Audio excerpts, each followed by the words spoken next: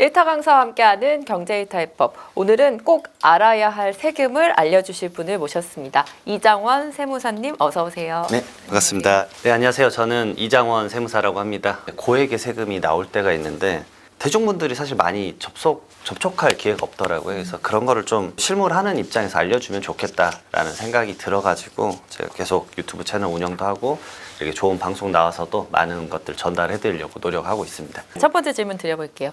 상속세 과세 기준이 이제 바뀌지 않은 탓에 요즘에는 집 한 채만 있어도 상속세가 부과되잖아요. 맞습니다. 그 부분에 대해서 좀 자세히 설명 부탁드려요. 진짜 많이 늘었어요. 예전에 제가 한 6, 7년 전에 강의 가면 기업가들 조찬, 만찬 이런 자리만 있었거든요. 요즘 백화점 문화센터, 네.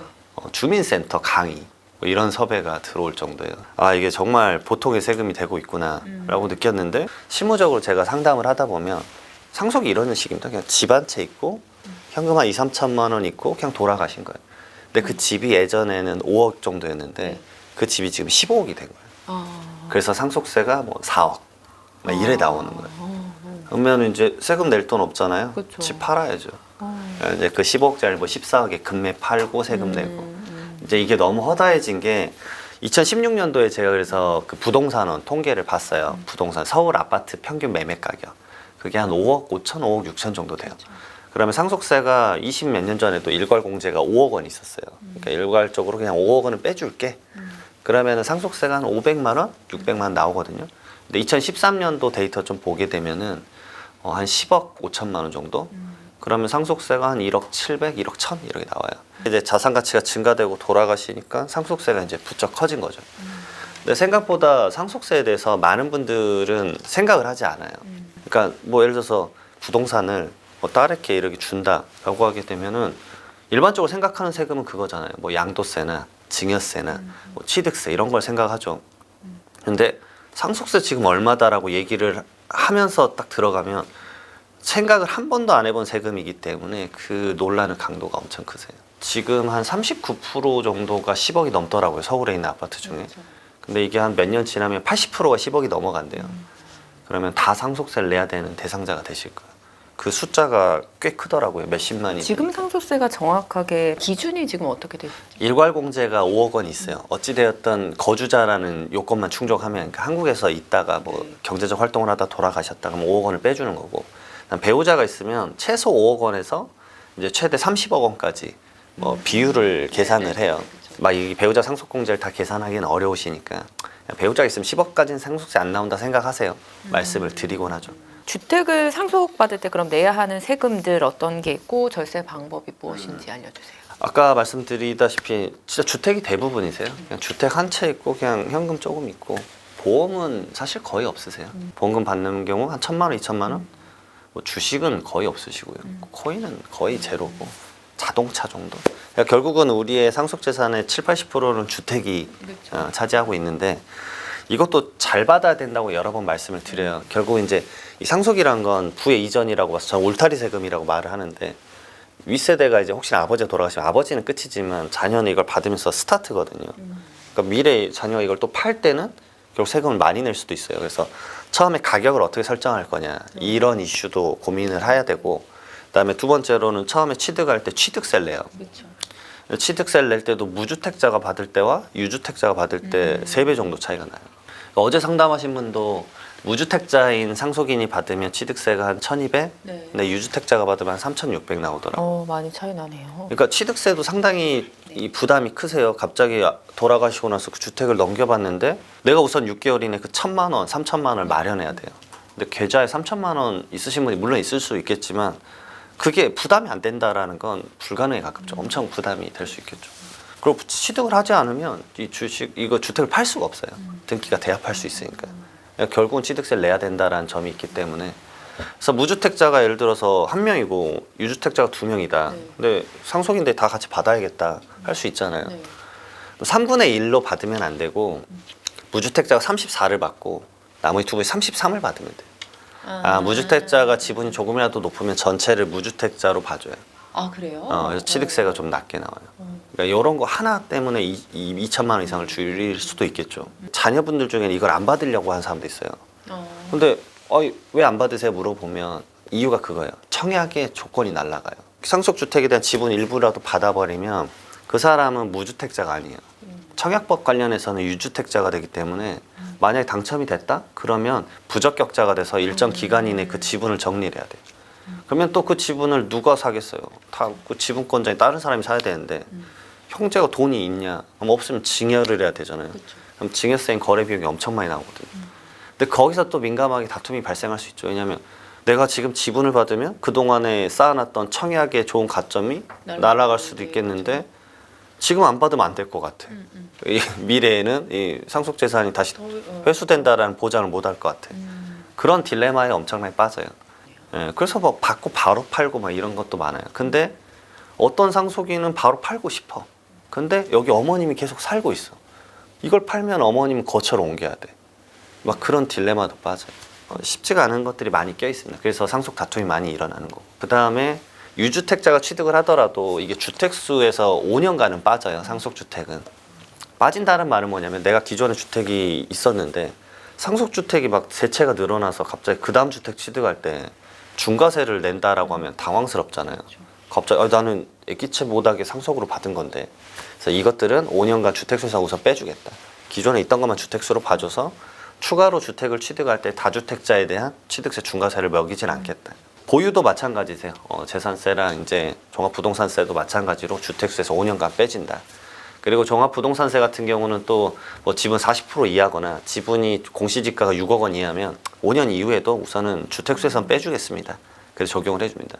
왜냐하면 주택을 갖고만 있어도 사실 내야 되는 세금 중에 하나로 부담이 크거든요. 이런 부분도 있고 처분할 때가 사실은 좀 메인이긴 합니다. 왜냐하면 양도소득세가 사실 앞에 두 세금보다는 더 크기 때문에.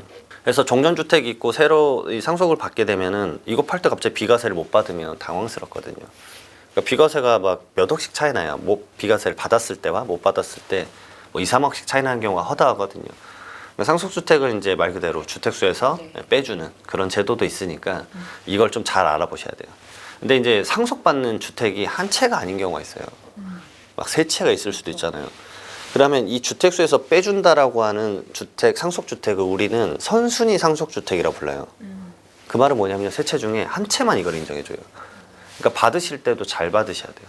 그러니까 상속재산에 대한 뭔가 나눔을 하실 때 대부분 뭐라고 생각하시냐면 가액으로만 나눠요. 근데 본인의 재산에 맞춰서 미래까지 그 구조를 짜고 고민을 해야 되거든요.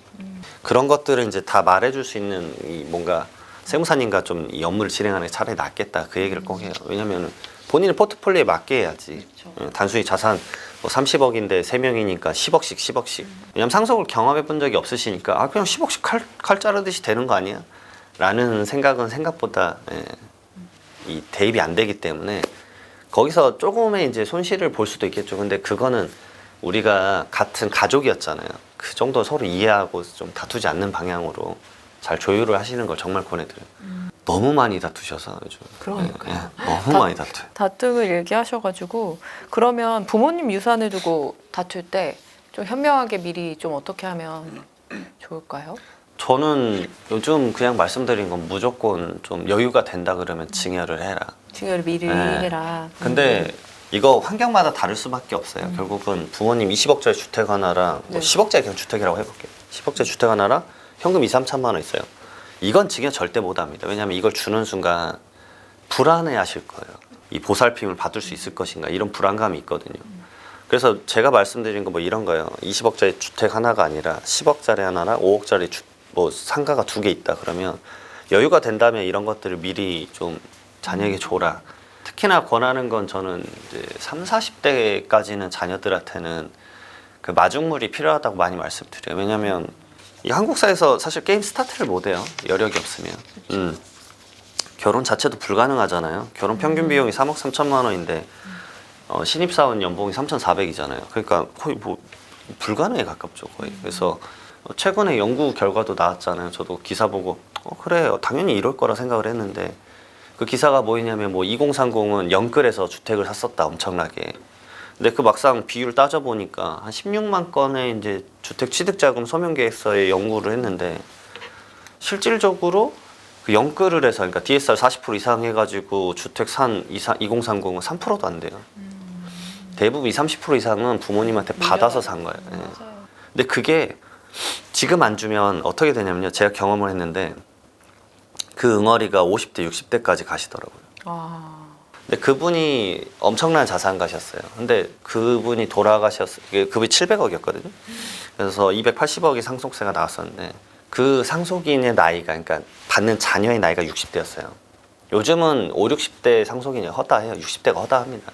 이제 그 사람 입장에 첫 번째로는 상속세 얼마예요? 280억. 이게 갑자기 60에. 고지서 받아보십시오. 이게 눈이. 그리고 두 번째로 아버지가 내가 30대 때 그 힘들 때 한 1억, 5억 이것만 좀 해주셔서 700억. 내가 뭔가 자수성가함에 있어서 사업을 더 크게 할 수 있었을 텐데 그걸 아쉬워했었고, 이제 세 번째로 말한 게 이건 정말 슬펐어요. 그러면 이제 나 죽으면 얼마예요? 왜냐면 그분도 60세예요.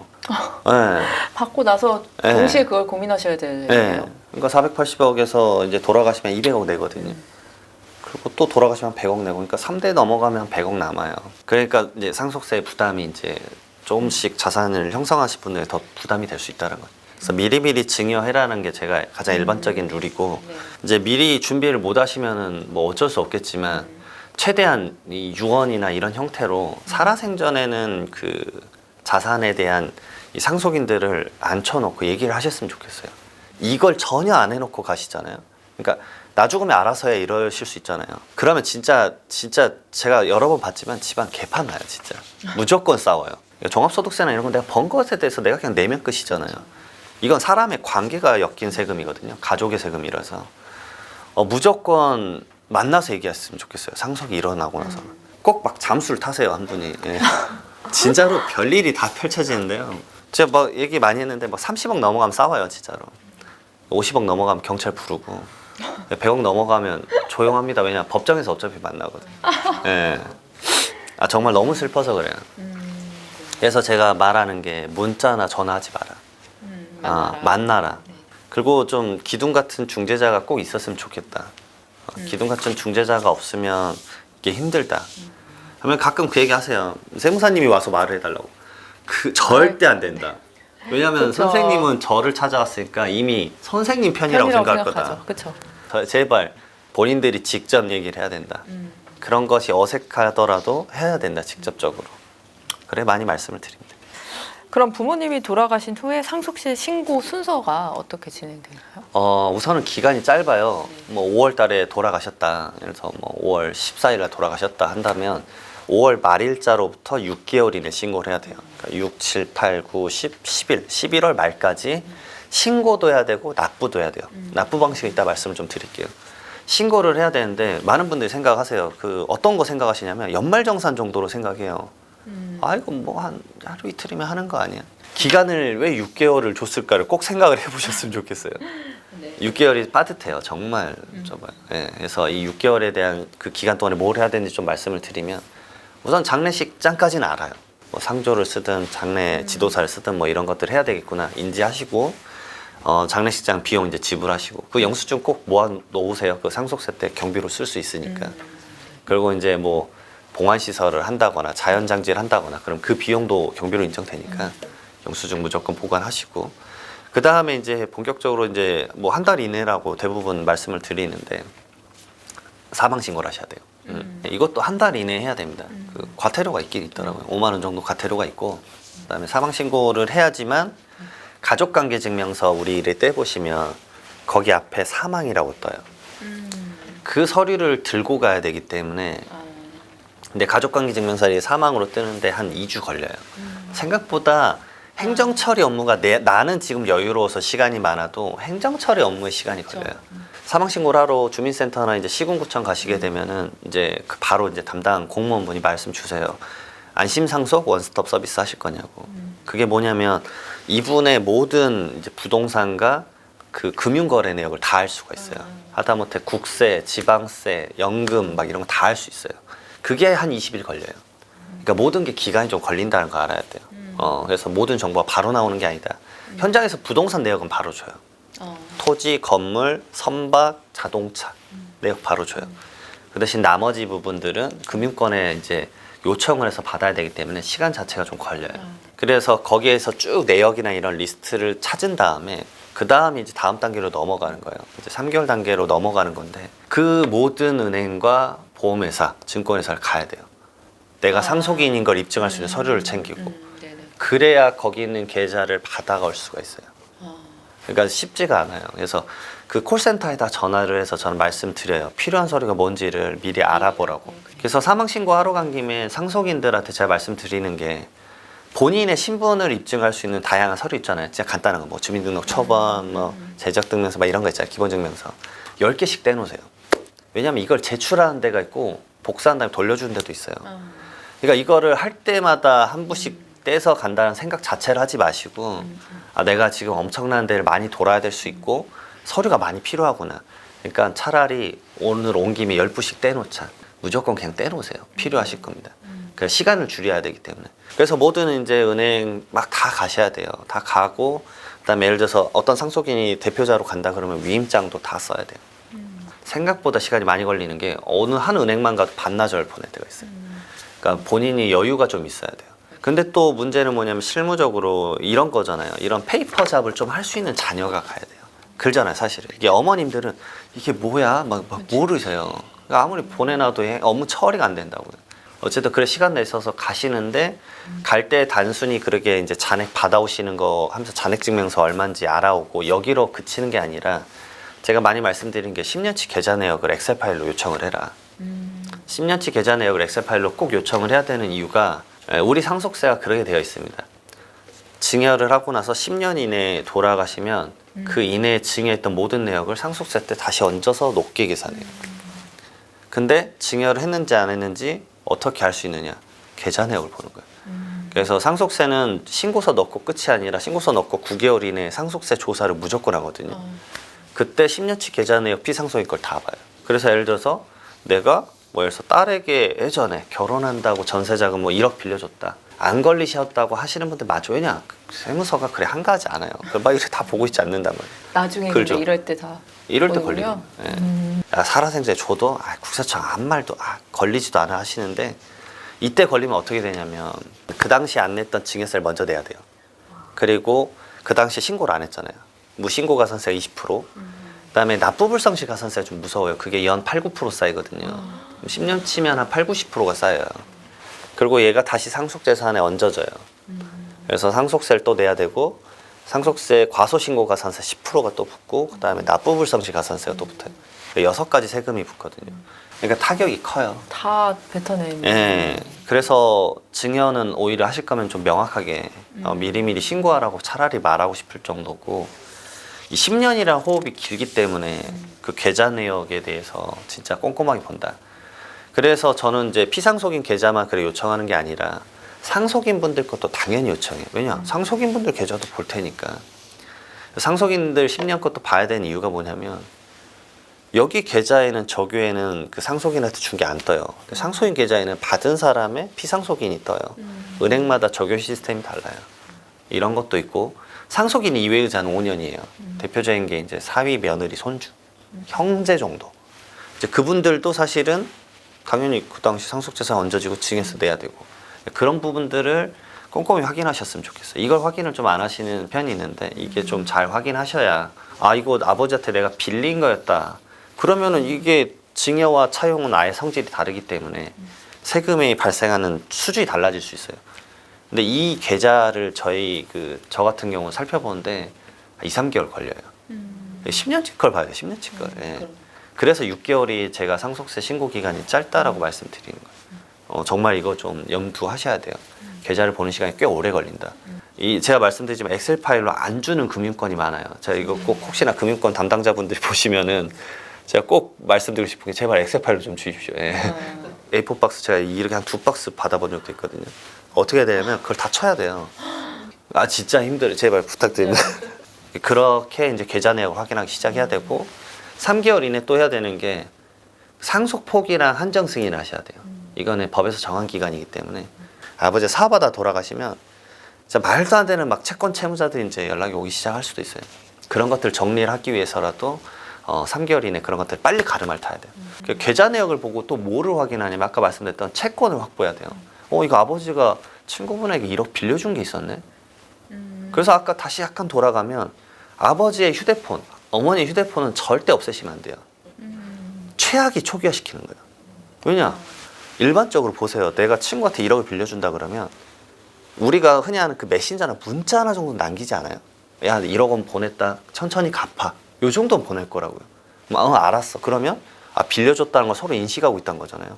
확보를 해야죠. 그 사업하고 돌아가신 분은 이거 아주 중요해요. 그리고 두 번째로 부고를 못 받는 분들이 있어요. 부고가 생각보다 전달이 안 되고 미스날 때가 많거든요. 그래서 휴대폰을 승계받으라고요. 그래서 저는 1년 정도는 휴대폰 없애지 말라고 하거든요. 가장 낮은 요금제로 바꿔놓으면 되잖아요. 그래서 이제 3개월이 끝나시고 그다음에 6개월로 넘어가면 이제 신고를 해야 되는데, 신고도 신고지만 제가 처음에 이제 무료로 이제 상속세 상담할 때 무조건 납부세액을 말씀드려요. 왜냐? 납부도 6개월이 내야 돼요. 근데 납부세액이 몇 억씩 나오니까 부담이 커요. 근데 상속세만 내는 게 아니라 그때 하나 더 내야죠. 방금 말했던 취득세. 왜냐면 부동산이 대부분이니까. 그다음에 하나 더 있는데 종합소득세도 내야 돼요. 그분이 11월까지 사업하다 돌아가셨다. 11월까지 종합소득세 신고도 해야 돼요. 그리고 다 납부 3가지를 해야 되기 때문에 납부 재원 마련을 좀 하셔야 되고, 혹시나 상속인들이 또 다툰다 그러면 제가 그 말은 해요. 그러면 그 계좌를 공동계좌에 묶어놓고 쓰지 마라 서로. 세금은 공동의 문제예요. 제가 다툼하시는 분들한테 꼭 말하는 게 뭐냐면, 상속 재산에 대해서 막 내가 얼마 가져가네 이것에 대해서 다투는 거잖아요. 근데 상속세는 대한민국은 상속 재산 총액에 대해서 연대납세 의무예요. 내가 안 낸다? 너가 내야 돼요. 서로 상속인들이 어차피 연대납세를 해야 되기 때문에 서로의 세금 문제라고 생각하고 세금 부분에 대해서는 의견 합치를 좀 봐야 돼요. 근데 그걸 안 하시는 분들이 있어요. 근데 그러면 결국 본인들의 가산세가 엄청 커져요. 그래서 이런 다툼을 하시더라도 세금 부분에 대해서는, 저도 법무법인이랑 같이 일을 하는데 세금은 같이 하라고 해가지고 제가 도움 드리고 그러기는 해요. 상당히 좀 중요합니다. 납부를 6개월 이내에 꼭 하셔야 된다. 그리고 이제 9개월 이내에 상속세 세무조사가 있으니까 앞서서 이렇게 신고서를 만들 때 준비했던 다양한 논리들을 이제 조사가 나오면 조사관님하고 대응을 해야 되는 거고. 상속세 세무조사도 깁니다. 10주에서 3달 정도 해요. 한두 달 하는 것도 아니고. 상속세라 고액이라 이제 부담이 되는 경우에는 분납해서 낼 수도 있잖아요. 그 과정도 한번 설명해 주세요. 납부 방식은 우선은 이제 4가지가 있는데, 첫 번째로 일시납, 바로 한 번에 내는 거예요. 이건 가액이 적거나 뭐 1,000만 원 미만이다 그러면 바로 내실 수 있죠, 이 정도는. 그리고 분납은 딱 한 번 쪼개는 거예요. 이제 처음에 한 조각, 그다음에 2개월 이내 한 조각. 근데 2개월이 좀 짧아요. 그래서 사실 분납을 하시는 경우는 많지 않고, 그나마 요즘 많이 하는 게 연부연납이에요. 삼성가도 이걸로 했었죠. 이 연부연납이 맥스가 5년이었거든요. 삼성가의 상속이 펼쳐지고 나서 10년으로 바로 개정됐어요. 10년도 부족할 수도 있어요. 연부연납이란 제도는 뭐냐면, 내가 지금 한 번에 낼 수 없으니 이걸 쪼개서 내겠다는 개념입니다. 상속세 같은 경우 10년이에요. 그러니까 처음에 한 조각을 내고 10년을 쪼개주니까 11조각이에요. 그래서 제가 느끼기에는 5억 5천 넘어가면 힘들어하세요. 어떤 사람의 입장에서는 3억 3천도 부담이 클 수 있긴 하겠지만, 일반적인 상속인이 대부분 이러거든요. 배우자랑 자녀 2분이에요. 그러니까 2명 기준으로 5억 5천이 약간 버거워하는 한계인 것 같아요. 이 표현이 좀 애매한데 저는 상속 좀비라고 하거든요. 왜 그러냐면 5천만 원씩 계속 내야 돼요. 그러면 내가 근로소득자라고 해볼게요. 막 억대 연봉이어도 사실은 매년 얼마를 마련해야 되죠? 2,500만 원씩 마련해야 되잖아요. 그러니까 내가 쓸 거를 아껴 쓴 다음에 2,500만 원을 모아야 돼요. 몇 년을? 10년을 해야 돼. 10년을. 10년은 와 진짜 힘들어요. 근데 연부연납이 이걸로 끝나는 게 아니라 연부연납 가산금이 있어요. 3.5%가 붙거든요. 5억 원에 대한 3.5%, 4억 5천에 대한 3.5% 계속 매년 붙어요. 그러게 한 7, 8년 하시잖아요. 어머님이 돌아가세요. 자, 연부연납을 또 10년 시작하는 거예요. 그럼 20년을 내셔야 될 수도 있어요. 그런데 부동산은 내가 갖고 있고, 그래서 한 2, 3년 지나면 다 팔아버리세요. 근데 그 부담을 계속 짊어지는 경우가 아까 말씀드렸지만 가족마다 환경이 다르댔잖아요. 아버지랑 어머니가 평생 여기서 살았어. 아버지가 돌아가셨어. 어머니가 나는 이 집이 싫다고 하면 이사를 할 수 있겠지만, 그리고 팔 수 있겠지만, 맞아요. 어머님은 환경이 바뀌면 제가 장담한데 금방 돌아가세요. 왜냐? 자기랑 마음을 나눌 수 있는 친구는 이 지역에 다 있어요. 자녀분은 자기가 모시겠다고 타 지역으로 팔고 가자고 하지만 어머님은 못 가요. 절대 못 가요. 그 지역에 아는 사람이 한 명도 없는데. 그래서 남편이 한 명 돌아가시면 막 그런 얘기도 하잖아요. 팔 하나 잃어버린 느낌이 될 수도 있다. 진짜 그래서 빨리 돌아가신 경우가 많거든요. 근데 그 주변에 지인이라도 있어야 그 지역에서 있을 이유가 있는 거예요. 그러면 거기서 지내셔야 되잖아요. 이 집을 못 팔잖아요.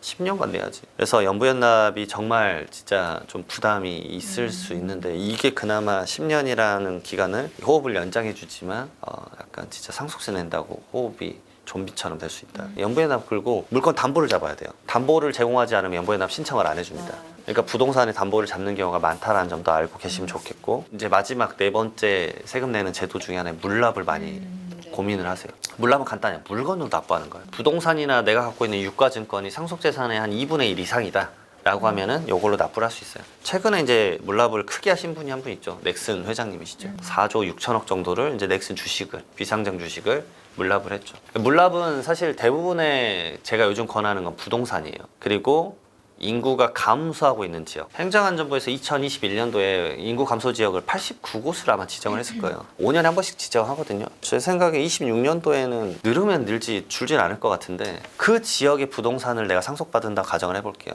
뭐 예를 들어서 막 전라도나 아니면 강원도나 뭐 경상도 지역에 좀 낮은 시 단위보다 낮은 데 지역을 생각을 해보시면, 예전에는 제가 말씀드렸어요. 이거를 좀 가치를 높여가지고 잘 팔아보자. 근데 요즘 뭐라고 말씀드리냐면 첫 마디가 이거 팔리세요. 그 두 번째 질문이 그 마을에서 사시죠? 마을에서 지금 집이 총 몇 개세요? 그러니까 40개래요. 몇 명 사세요? 4명 산대요. 그러면 그 전답과수는 누가 사요? 아무도 안 사요. 절대 안 삽니다. 그러니까 그거를 차라리 납부를 하자 말을 해요. 근데 이 물납 조건이 생각보다 까다로워서 안 되는 경우가 많아요. 뭐 돌은 거의 안 되고요. 맹지 안 돼요. 전답과수원이 맹지가 많거든요. 그러니까 그런 것들을 안 받아줄 수 있다. 근데 이 물건을 받은 다음에 자녀들의 고민이 뭐냐면 이걸 살 사람도 없고 재산세만 계속 내고 있고, 부담스러워한다라면 이제 물납을 하는 것도 방법일 수 있다. 말씀을 드립니다. 상속세와 언급되는 세금 중에 증여세가 있는데 두 세금의 어떤 차이점 한번 설명. 간단합니다. 증여세는 뭐 살아생전에 주는 거고, 상속세는 돌아가셨을 때 이제 받는 건데, 둘 다 무상의 이전이죠. 증여세랑 상속세의 좀 큰 차이점 제가 항상 이렇게 말씀드리는데, 내가 10억이 있다. 10억이 있는 상태에서 제가 혹시나 이제 죽었다. 그럼 10억의 총액에 대해서 세금을 매기는 과세 방식이에요. 상속세는. 너가 얼마 받든 상관없이 그냥 총액에 대해서 돼. 그래서 상속세가 좀 높은 편이에요. 근데 증여세는 뭐냐면, 예를 들어서 제가 줄 수 있는 사람이 10명 있다고 해볼게요. 1억 원씩 줬다고 해볼게요. 그러면 1억 원씩 받은 것에 대해서 내는 거예요. 근데 자녀다 그러면 5천만 원 공제를 해주니까 5천만 원에 대해서 10% 낮은 세율인 500만 원만 내고 이제 서로 받고 끝나는 거죠. 그러니까 이게 더 응능 부담 원칙에는 맞아요. 이 제도로 바꾸겠다라고 이번에 이제 윤석열 정권에서 국회에 올리겠다고 한 거죠. 7월 세법 개정안에 올리겠다고 했고, 이제 상속세도 이렇게 10억으로 내는 게 아니라 받은 만큼 내는 걸로 바꾸자. 이거를 이제 지금 입법으로 올릴 건데, 야당에서 어떻게 그거를 이제 할 것이냐. 왜냐면 이거는 결국 국회를 통과해야 되니까 이제 그런 이슈가 있습니다. 근데 이제 많은 분들이 그 물어보세요. 그럼 이렇게 되면 쪼개지니까 상속세 그러면 부담이 줄어들겠네라고 생각하시는데, 저는 그건 약간 퀘스천이에요. 왜냐면 그럼 공제를 바꾸겠죠. 공제 액수를 낮출 수 있다. 그러면 3명한테 나눠 걷는데 상속세는 비슷할 수도 있겠다. 그런 생각이 들어요. 그래서 무작정 상속세가 부담이 줄어든다는 생각보다는, 그리고 이런 제도 하나의 개편은 장담해서 말씀드릴 수 있는데 절대 그 다음 연도 25년도부터 적용 안 돼요. 이건 아주 큰 틀의 변화거든요. 엄청나게 큰 틀의 변화예요. 왜냐하면 전 정권에서도 이런 거 논의를 했었고, 이번 정권에서도 논의를 하고 있는데도 결과가 안 나올 정도니까 이거는 엄청나게 큰 틀의 변화라서, 이렇게 제도 개편하겠다라고 하더라도 한 3, 4년 걸릴 거예요. 그게 실질적으로 도입되는 데는. 올해부터 이제 혼인 및 출산 증여재산 공제로 혼인하거나 출산하면 1억 원을 더 증여받을 수 있다. 요 내용 좀 설명해 주시고 어떻게 활용하면 좋을지도 알려주세요. 이거는 확실히 필요하다고 봤었던 것 같아요. 왜냐하면 출산율이랑 그 전에 혼인을 해야 출산을 하니까 워낙 둘 다 박살이 나가지고. 최근에 어떤 예능 봤는데 막 그 뭐 결혼 전쟁 2억 9천만 원이라는 예능이 있었어요. 제가 그게 슬펐던 게, 결혼식 날이 제일 신랑 신부가 멋있잖아요. 턱시도랑 웨딩드레스 입고. 근데 그 첫 신이 아마 턱시도랑 웨딩드레스 입고 갯벌에서 뛰어가게 할 거예요. 근데 그 2억 9천만 원이 2022년도 결혼 평균 자금이에요. 그래서 상금이 그거일 거예요. 근데 23년도에 결혼 평균 자금이 3억 3천으로 올랐거든요. 결혼 어떻게 해요? 못 해요. 예. 그래서 이 제도가 생긴 것 같아요. 혼인을 하거나 혼인일 전 2년, 후 2년, 그 다음에 출산하고 나서 2년, 입양하고 나서 2년 이내에 1억 원을 더 줄 수 있어요. 그러니까 10년간 일반적으로 증여재산 공제가 5천만 원인데 거기다 1억 원 더 줘. 그럼 신랑 그렇게 받으면 1억 5천, 신부 그렇게 딱 받으면 1억 5천. 3억. 딱 전세자금이에요. 그냥 숨통 뛸 정도를 무상으로 좀 주겠다는 얘기고, 두 번째로는 가격이 2017년도부터, 사실 2015년도부터 거의 시작했지만 주택가격이 너무 올랐잖아요. 그러니까 자녀들이 주택을 못 사요. 근데 자녀들에게 뭔가 삶의 터전을 마련해 주고자 돈을 막 이제 몰래 주시죠. 근데 이제 2017년 파리 대책부터 다시 생긴 제도 중에 하나가, 주택을 당신이 특정 지역에서 뭐 조정대상 지역이나 투기과열지구나 아니면 6억 원 이상의 주택을 취득한다. 그러면은 취득자금 소명 계획서를 썼어야 됐어요. 예전에 그것도 3억이었어요. 더 낮았어요. 더 제도가 빡빡했었는데, 그러면은 이거 쓰다가 보면은 도저히 그 취득 자금이 안 나와요. 그래서 뭐가 많이 일어났냐? 증여세 세무조사가 많이 일어났어요. 어이, 네가 지금 번 돈이 이거밖에 안 되는데 6억짜리 주택을 사? 너 지금까지 번 게 2억도 안 되는데 4억 어디서 났는데? 다 알아보면 다 부모님이 줬죠. 결혼한다고 줬고. 그런 것들에 대한 세무조사를 조금 민원을 낮추고자 생긴 것도 있을 것 같아요. 제 생각에는. 왜냐면 그런 그 업무를 너무 많이 받아서 처리했어요. 너무너무 많이 제가 했었기 때문에. 그래서 이런 부분들을 좀 지원해주고자 한 것 같고, 그 다음에 이거 재혼하시는 분도 됩니다. 이게 통계치로 봤을 때 재혼율이 15% 정도 돼요. 남녀 네. 비슷하게. 재혼하시는 분들도 이걸 활용할 수 있다. 아파트 단지에서 시세가 몇 억씩 떨어졌는데 그 아파트만 근데 알고 보니까 거래가 가족 간의 거래였더라 이런 경우 저도 봤거든요. 이렇게 증여하는 것도 절세 방법으로 볼 수 있을까요? 그렇죠. 우선은 첫 번째로 단지 시세가 떨어졌다라는 거는 아파트 실거래가를 알 수 있다는 거잖아요. 국토교통부 사이트에. 증여는 여기 사이트에 안 나와요. 말 그대로 이거는 저가 양수도예요. 싸게 아파트를 자녀에게 판 겁니다. 그러면 이제 보도자료가 많이 나오는데 그 보도자료에서는 이거 아주 불법적인 거래야 뭐 이런 식으로 나오시는데요. 사실 전혀 그렇지 않아요. 왜냐면은 저는 이제 포탈 뉴스를 나오면은 그 포탈 뉴스를 기반으로 원 보도자료 있잖아요. 국토부나 국세청이나 기재부에서 내놓은 원 보도자료를 저는 분석을 해요. 사실 그걸 분석을 해야죠. 저는 제 일이니까. 그러면 꼭 이제 이런 것들에 대한 사이즈를 잡았다. 그냥 국토교통부가 이걸 했었어요. 어떤 조건이었냐면 특수관계인가. 특수관계이 누구겠어요? 가족 간의 거래죠. 두 번째로 아파트를. 세 번째 저가로 판 경우를 거의 2, 3년간 3차에 걸쳐서 조사를 했었어요. 그래서 그 조사 보도자를 보게 되면 항상 나오는 게 사례가 한 6가지 나와요. 3가지 정도는 이거는 소명할 수도 있을 것 같은데 왜 안 됐지? 약간 이렇게 아다르고 어다른데? 진짜 이런 경우가 꽤 있어요. 그다음에 나머지 3가지 정도는 뭐냐면 이 정도의 자산을 움직이는데 세무사랑 상담도 안 했나? 라는 생각이 들 정도로 터무니없이 이 제도를 그 법에 맞게 처리하지 않으신 경우가 대부분 걸린 거예요. 가정을 해서 말하면 기억나는 사례가 아버지가 아들한테 31억의 시가 아파트를 21억엔가 팔았어요. 그러니까 10억을 싸게 팔았잖아요. 그러면 이제 양도소득세법상은 어떻게 되냐면 이게 5% 이상 차이가 나고 특수관계인 간 거래인데 5%랑 3억 원 중에 작은 금액만큼 차이가 났다. 그러면 실제 주고받은 건 21억이지만 31억의 시가로 계산을 해라. 그래서 31억으로 양도소득세를 계산했으면 문제가 없어요. 그걸 계산을 안 해서 세금을 더 냈을 뿐입니다. 근데 이 거래를 조건을 다 캔슬내는 건 아니에요. 말 그대로 세금만 더 내라 이거예요. 그리고 두 번째로는 취득세도 마찬가지예요. 그래 5%랑 3억 이상 차이가 난다 그러면 너가 실질적으로 주고받은 금액은 매수 금액은 21억이지만 31억으로 취득세 내. 이게 2가지가 제재고 세 번째는 뭐냐면요. 증여세예요. 이 차이가 여기선 5%가 아니라 30%입니다. 30%와 3억 이상 차이가 나면 그 차익 부분에 대해서 너 증여세 내. 싸게 받았으니까.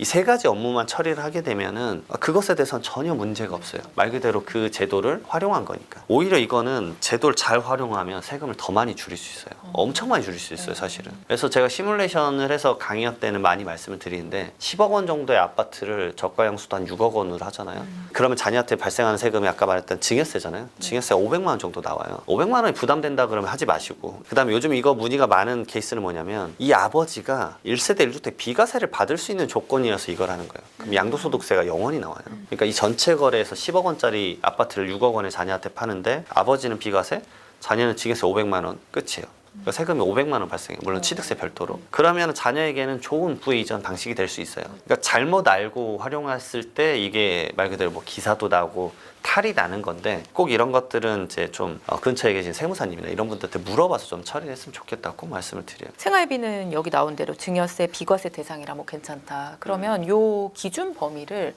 어디까지로 좀 볼 수 있을까요? 맞아요. 법에는 그냥 피부양자 생활비라고 적혀 있어요. 피부양자 생활비. 네. 그러니까 말 그대로 부양의 의무가 있을 때 받는 것만 생활비가 돼요. 첫 번째로 그걸 꼭 알아두셨으면 좋겠다. 그러니까 아버지가 소득이 좀 있어서 자녀를 부양하고 있잖아요. 할아버지는 그럼 부양 의무가 없어요. 손주한테 주면 안 돼요. 아버지도 주면 안 되죠. 부양 의무가 이미 소득을 버는데 부양 의무가 없죠. 그걸 첫 번째로 좀 알으셨으면 좋겠다라는 게 첫 번째고, 두 번째로는 그러니까 생활비는 일시적이고 소모적이어야 돼요. 가액의 기준이 법에 한 글자도 안 적혀 있어요. 뭐라 적혀 있냐면 사회통념상이에요. 근데 이제 사회통념을 이제 거스르는 범위가 그럼 얼마냐 물어볼 수 있잖아요. 김용명 씨, 개그맨 김용명 씨가 마로니에 공 갔어요. 네. 대학생들 대상으로 용돈 한 달에 얼마 받으세요 했어요. 막 10만 원, 30만 원, 50만 원, 어떤 분이 100만 원 했어요. 와, 100만 원, 저 정도 괜찮다. 근데 그 다음에 어떤 분이 1,500만 원을 말한 거예요. 그래가지고 이제 인터뷰를 했죠. 1,500만 원 솔직히 놀랄 수치잖아요. 그쵸? 사이 통역? 잠깐만.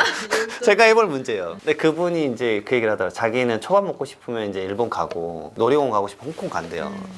그래. 그럴 수 있지. 근데 제가 딱 느낀 거는 사이 통역을 벗어날 수도 있겠는데 위험하다. 저걸 다 소비했으면은 말 그대로 생활비로 봐줄 수 있겠는데 저 생활비란 일시적인 소모적인 거를 자산 형태로 갖고 있다? 그럼 바로 징해요. 그러니까 가장 많이 말씀하신 게 이게 생활비 모아가지고 내가 오피스텔 생활비를 모아서 오피스텔 살 정도면 말이 안 된다. 선생님 이거 그렇게 접근하시는 건 아니고요. 부동산, 주식, 자동차 이건 자산을 형성한 거예요. 그건 생활비가 아니다.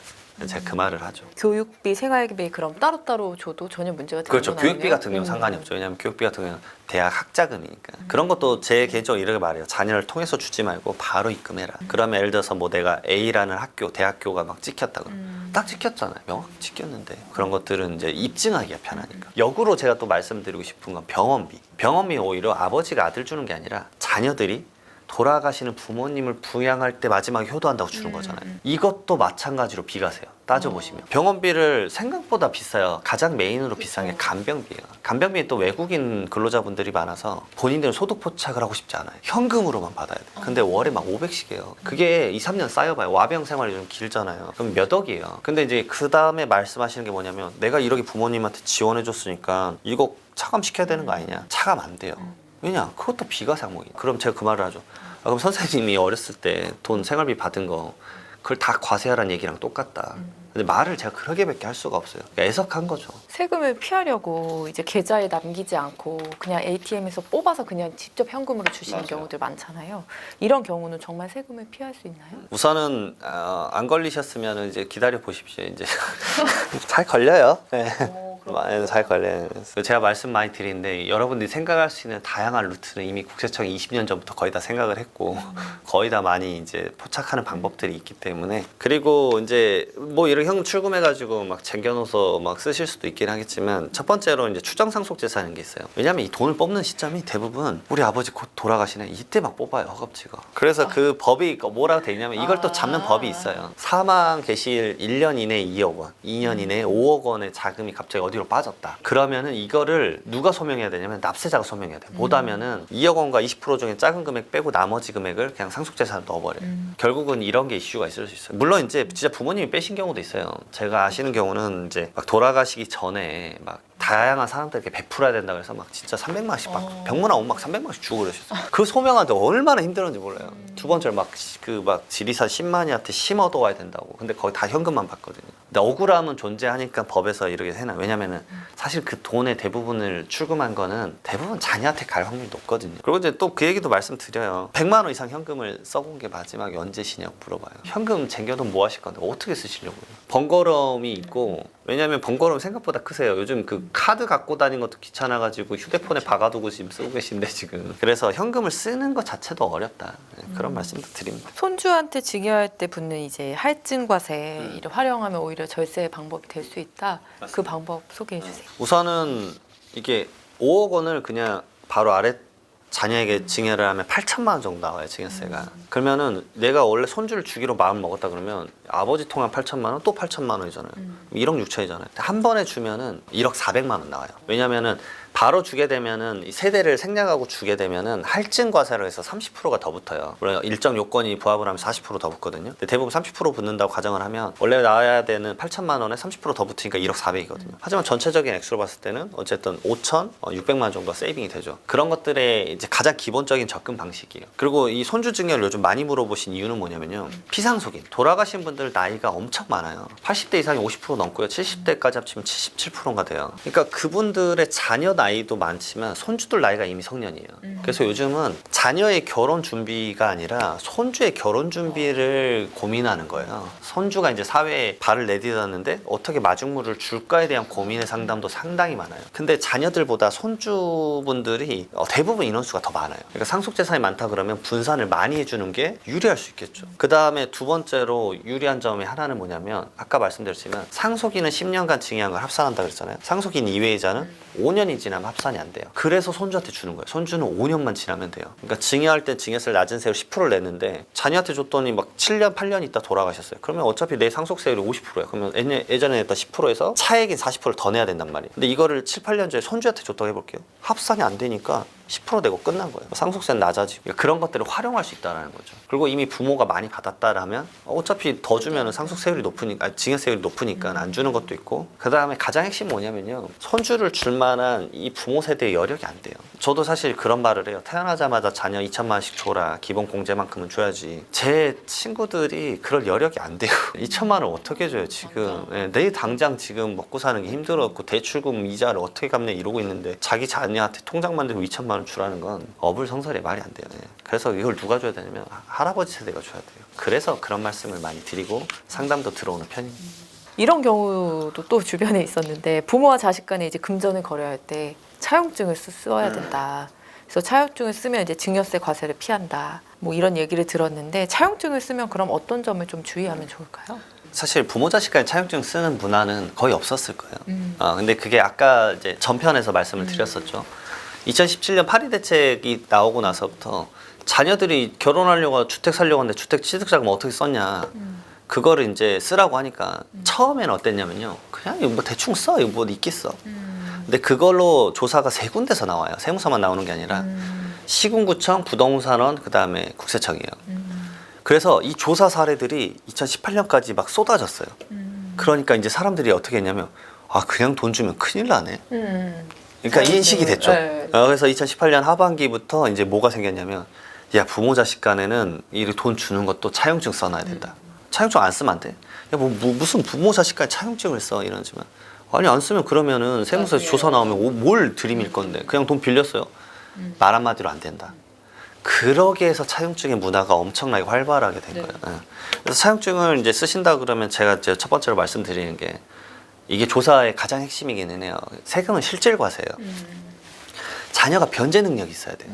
케이스가 2가지가 유명한 사례들이 있어요. 첫 번째로 자녀가 이제 막 20살인데 20억 줘서 부동산 사기한 거예요. 부동산 가격이 미친 듯이 올라가니까. 근데 20억이 그 대학생이에요. 나한테 생활비를 받고 그치. 있는 애가 과연 이 돈 갚을 수 있을까? 가장 최근 사례는 뭐였냐면, 자기 시아버지한테 65억을 며느리가 빌렸어요. 그리고 70억짜리 부동산을 샀거든요. 근데 제가 봤을 때 그 조사가 나온 케이스는 형태는 잘 맞추신 것 같아요. 근데 제가 봤을 때 딱 하나였어요. 이 며느리가 변제 능력이 없다. 아니 65억을 은행에만 넣어놔도 3% 이자 받는다 치면은 1년에 2억이에요. 2억. 그 2억을 당신이 갚을 수 있을까? 그걸 먼저 보는 거예요. 변제 능력이 안 되면 이 진실성을 믿어줄 수가 없다라는 거예요. 그래서 뭐 항상 따지는 게 그거예요. 제발 경제적 능력이 있어야 이걸 할 수 있다. 그래서 점점 요즘 이제 말씀드릴 때 이게 뭐 부동산을 증여를 하거나, 그 다음에 부동산을 뭐 저가 양수도를 하거나 할 때 말씀드리는 게, 자녀가 우선은 돈을 벌어야 된다. 안 그럼 이 부동산을 취득할 때 있어서 증여세나 취득자금 소명 자체가 안 된다. 뭐 대학생, 마음은 알죠 저도. 그러면 전부 다 증여를 하거나 그러지 않는 이상에는 조사 나올 확률이 무조건 있을 거다.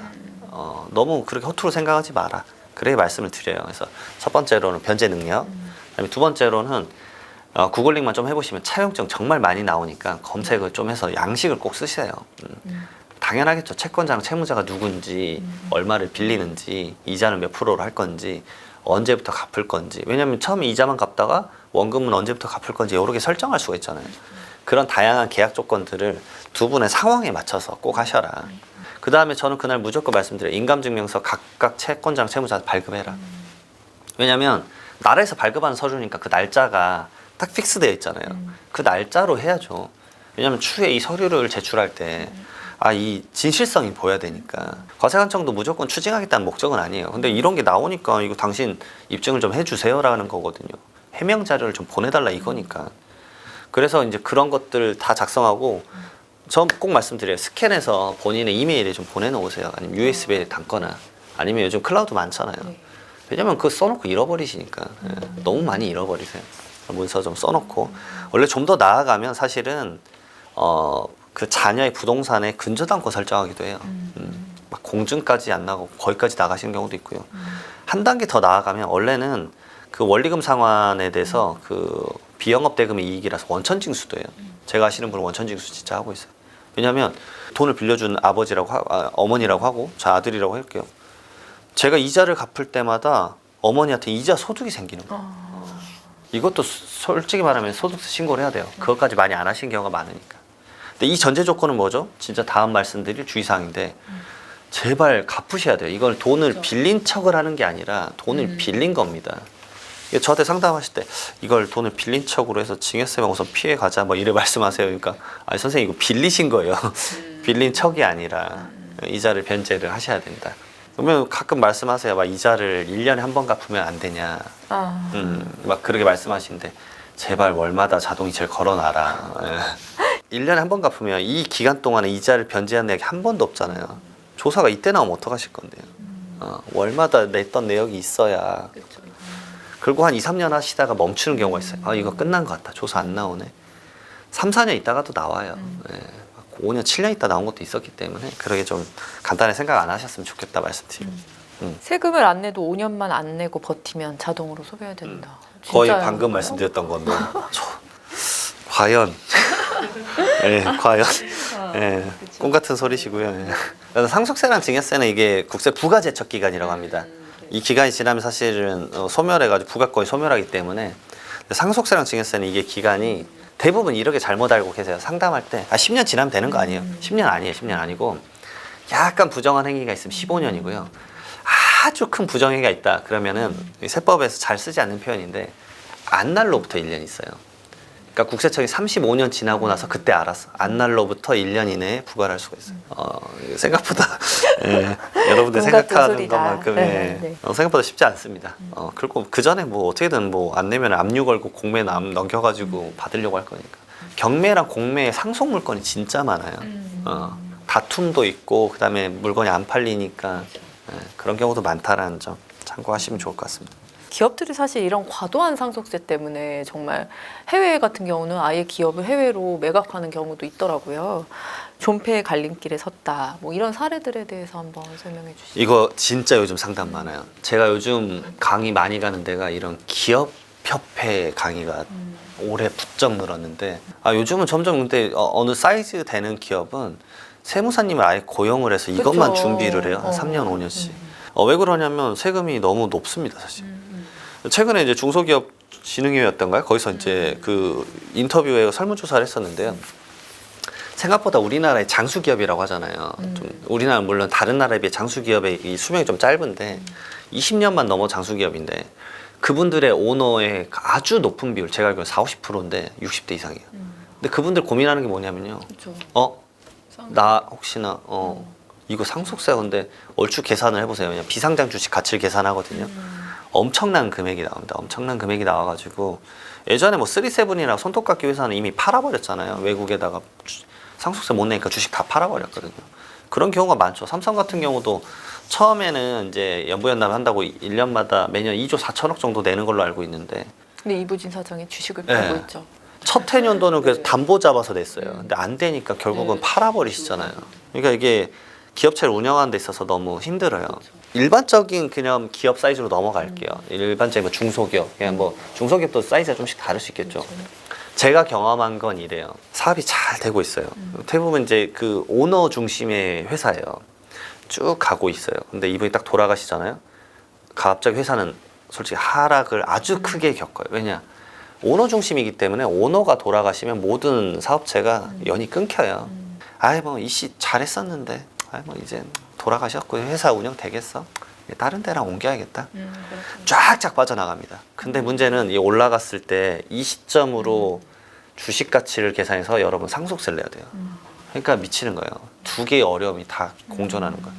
근데 막 자녀는 미성년자고 배우자는 가정주부인데 이 회사를 운영한다? 불가능에 가까워요. 제가 이걸 중국집 예로 많이 들어요. 중국집의 핵심 인력은 주방장이에요. 나머지는 필요 없어요. 주방장의 그 손맛 때문에 그 중화 요리집을 가요. 그 요리사가 돌아가시면 그 중화 요리집 100% 망할 거예요. 장 다 많은데. 그래서 가업 상속공제라는 제도가 있어요. 가업을 상속받으면 최대 막 500억 원까지 공제주고 막 그래요. 엄청난 액수가 커요. 근데 요건이 엄청 엄격했어요. 근데 요즘 이 요건이 너무 현실적이지 않다라는 걸 인지를 해서 사후 관리도 막 5년을 줄여주고 요건을 진짜 많이 완화해 줬어요. 그래서 요즘 이것을 많이 하려고 하세요. 근데 가업 상속보다 압도적으로 통계 수치로 많이 늘어난 건 뭐냐면 가업 증여 과세 특례예요. 용어 어려운데 간단해요. 살아생전의 주자 이거예요. 아니 요리사 분이 돌아가셨는데 그 다음에 가업 이어받으면 뭐예요? 제대로 운영이 안 될 텐데. 그래서 요리사님이 살아계실 동안에 자녀가 붙어가지고 배우는 거예요. 웍질도 배우고 손님들 응대하는 것도 배우고 아버지가 조용하게 은퇴를 하더라도 자연스럽게 승계가 하는. 그래서 요즘은 문의는 다 대부분 가업 증여예요. 미리 살아생전에 증여를 받을 때 이때도 마찬가지로 몇백억씩 증여 재산을 공제를 해줘요. 그 부담이 확 줄어든단 말이에요. 그러니까 이 제도에 대해서 정말 문의가 많아요. 그래서 이 요건도 더 완화해달라는 문의가 엄청 많은 거고. 근데 생각보다 많이 완화는 됐습니다. 그래서 저는 개인적으로 이런 제도도 활용을 하지만 두 번째로 사실은 제가 생각하는 건 일반적인 개인한테는 못하겠지만 기업체를 운영하는 상속권에 대해서는 자본이득세라는 것도 좀 고민을 해줬으면 좋겠다. 자본이득세는 뭐냐면요, 이제 아버지가 이렇게 사업을 일구고 이때 돌아가셨다고 할게요. 가치가 올라갔을 때. 그럼 이때 상속세 내면 부담스럽잖아요. 그러니까 이때 상속세 낸다고 기업 가치가 이렇게 떨어질 거 아니에요. 그럼 이때는 그냥 상속세를 안 내게 하는 거예요. 이 기업 관련해서는 주식에 대해서. 미래에 이 주식을 이때 팔면 이때 아버지 처음 스타트 가격으로 그때 결국 주식을 팔면 외부에서 양도니까 자금이 들어오면 그때 그 차익에 대해서 너가 세금 내. 그 자본이득세 아직 도입이 안 됐는데 다른 나라는 이걸 많이 해요. 그러니까 우리가 흔히 알고 있는 아스트라제네카라는 회사가 스웨덴 회사였는데 그때 상속세 못 내가지고 이거 결국 다 팔았잖아요. 그래서 그 다음에 스웨덴 기업들이 다 도망갔죠. 유럽은 리치노마드가 엄청 흔하단 말이에요. 예전에 그 루이비통 회장도 옮겼었잖아요. 나 세금 많이 내니까 프랑스에서 벨기에로 옮겨버리고. 스웨덴도 그래가지고 많은 기업들 빠져나가니까 상속세 없애고 자본이득세로 바꾼 거거든요. 어쨌든 다양한 기업에 대한 그 승계를 대한민국은 고민을 해야 되는 게 이게 통계치로 나와 있어요. 오래 운영한 기업일수록 R&D 투자랑 그 근로자 수에 대한 안정성이 엄청 크대요. 그러니까 오히려 근로자들의 장기 근속을 막아주는 게 장수 기업밖에 없대요. 새로운 신생기업 생각해 보면 한 1, 2년 더 없어지면 당연히 근로자들이 자진 퇴사되는 상태가 돼버리니까 그런 걸 유지하기 위해서라도 이게 좀 필요하더라고요. 다양한 사회적 현상의 필요성을 좀 느꼈으면 좋겠습니다. 꽤 그래도 많이 진전이 된 줄 알았는데 아직 확정이 아닌 건가요? 자본이득세? 네, 자본이득세는 얘기만 나왔어요.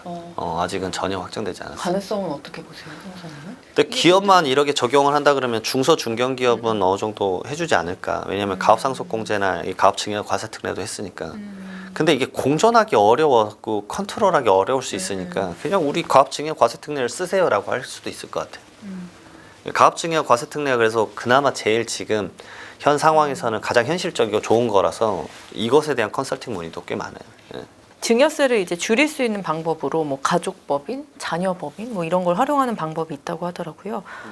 이 법인들의 절세 관련 효율성 어떻게 보시나요? 저는 좀 권하는 편이기는 해요. 첫 번째로는 이제 우리 소득세 세율 구간 자체도 잘 개정이 안 되잖아요. 물가 상승은 많이 올랐는데, 그러니까 이런 말을 하면 좀 이제 그 국세청 분들이 별로 안 좋아할 수 있겠지만 세금은 가만히만 있어도 무조건 더 거쳐요. 왜냐하면 세율은 그대로잖아요. 근데 물가 상승률이 올라가서 연봉 올라가면 어차피 내가 내는 세금이 늘어난단 말이에요. 이제 그런 구조이기 때문에 점점 종합소득세 부담을 많이 느끼게 하세요. 그러니까 개인은 종합소득세를 내잖아요. 그러니까 내가 부담이 너무 커지니까 어저께도 그런 상담을 받았어요. 본인 기본적인 이제 이것저것 다 하고 과세 표준이 3억이 나온다. 그럼 세금 많이 내시겠네요. 그러니까 그래서 그분한테 제가 과거부터 법인을 미리 좀 만들어라. 법인으로 이제 운영하는 노하우를 배워야 된다 했는데 올해 딱 이제 아차 싶은 거예요. 허겁지겁 그 법인 만드시더라고요. 왜냐하면 법인으로 사업을 운영하면 우선은 세율 구간 자체가 낮아요. 왜냐하면 2억 원까지는 9%, 200억 원까지는 19%잖아요.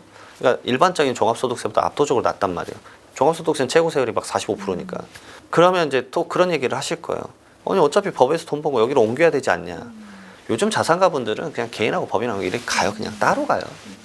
이거를 옮길 생각을 안 해요. 법인으로 운영하는 체계를 구축을 하고 개인으로 운영하는 구축을 하는 거예요.